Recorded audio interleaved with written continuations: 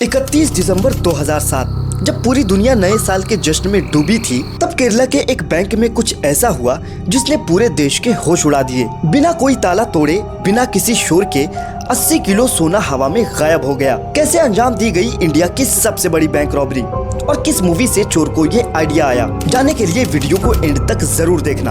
और ऐसे ही mind blowing cases के लिए फैक्ट स्कूल को अभी सब्सक्राइब कर लो। मल्लापुरम डिस्ट्रिक्ट का चिलाम्बरा शहर। सुबह का वक्त था।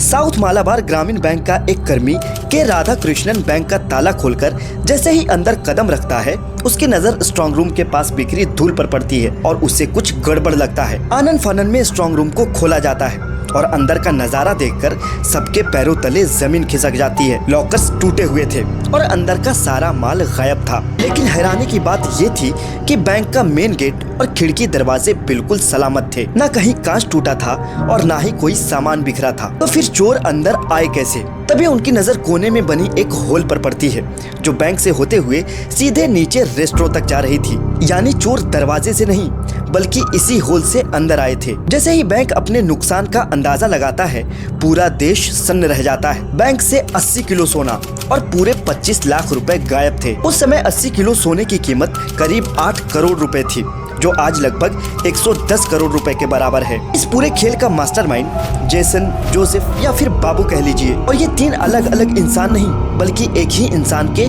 3 अलग अलग नाम हैं। जोसेफ बहुत शातिर था, लेकिन कहते हैं ना, कानून से बचकर कोई ज्यादा दिन तक भाग नहीं सकता। और आखिरकार जोसेफ के साथ भी यही हुआ। दरअसल बैंक बिल्डिंग के फर्स्ट फ्लोर पर था और उस बैंक में नाइट गार्ड भी नहीं रहता था। और यही बात जोसेफ की रॉबरी के लिए प्लस पॉइंट बनी। उसने बैंक के ठीक नीचे एक बंद होने वाले रेस्टोरेंट को रेंट पर ले लिया और बाहर बोर्ड लगा दिया, रेनोवेशन अंडर प्रोग्रेस। आते जाते लोगों को लग रहा था कि अंदर रेस्टोरेंट का काम चल रहा है और उन्हें जरा सा भी शक नहीं हुआ। 30 दिसंबर की रात वहाँ एक मंदिर का उद्घाटन होने वाला था, जिसके शोर शराबे का जोसेफ ने बहुत अच्छे से इस्तेमाल किया। लाउड स्पीकर के शोर में जोसेफ अपने दोस्त राधा कृष्णन, कमलेश्वरी और शिबू के साथ मिलकर ड्रिल मशीन से फ्लोर को तोड़ना शुरू करता है। सेलिब्रेशन का शोर इतना ज्यादा था कि ड्रिल मशीन की आवाज उस शोर में दब जाती है। फ्लोर तोड़कर वो बैंक के स्ट्रांग रूम में घुसते हैं। सोना और पैसे देखकर उनकी आंखें चमक उठती है। फटाफट 4 बोरियां पैसे और सोने से भरकर वो अपनी कार से वहां से गायब हो जाते हैं। पुलिस इस चोरी से बहुत परेशान थी।